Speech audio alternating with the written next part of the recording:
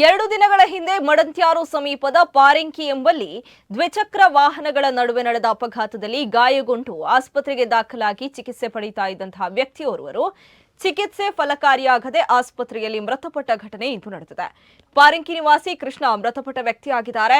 April 20ರಂದು Belthangady ತಾಲೂಕಿನ ಪಾರಿಂಕಿ ಗ್ರಾಮದ ಮಾರಿಗುಡಿ Ramanagara cross ಬಳಿಯಲ್ಲಿ ಸೈಫುದ್ದೀನ್ ಎಂಬಾತ ವಾಹನವೊಂದನ್ನು ಓವರ್ಟೇಕ್ ಮಾಡುವ ಭರದಲ್ಲಿ ಮಡಂತ್ಯಾರುವಿನಿಂದ ಬಳ್ಳಮಂಜ ಕಡೆಗೆ ಅಜಾಗರೂಕತೆಯಿಂದ ಹಾಗೂ ನಿರ್ಲಕ್ಷ್ಯತನದಿಂದ ಬೈಕನ್ನು ಚಲಾಯಿಸಿಕೊಂಡು ಬಂದು ಬಳ್ಳಮಂಜ ಕಡೆಯಿಂದ ಮಡಂತ್ಯಾರು ಕಡೆಗೆ ಹೋಗ್ತಾ ಇದ್ದಂತಹ ದ್ವಿಚಕ್ರ ವಾಹನಕ್ಕೆ ಡಿಕ್ಕಿ ಹೊಡೆದಿದ್ದಾರೆ.